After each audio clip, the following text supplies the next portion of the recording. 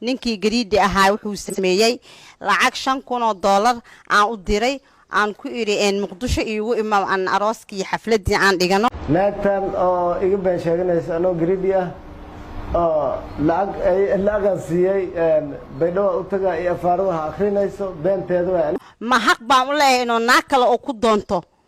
حق ما ولاها إن أنا كلا أو كدونتي أنا لعقتي أنا قاعد دير تاس ما هبونتا مسوي في عنتها عقت ماشي يقول سيسين أيوة أديسه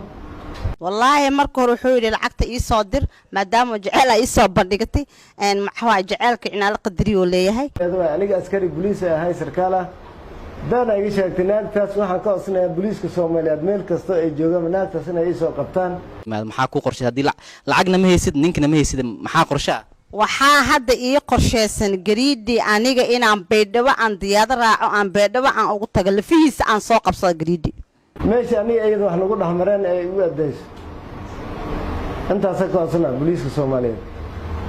wallahi billahi gariidi ani asiga meel dheer naga tagaysa ama beedhawa ugu taga ama muqdisho abla keenaa waaba ani as waxa waaye talaabo sharci iska qaadeena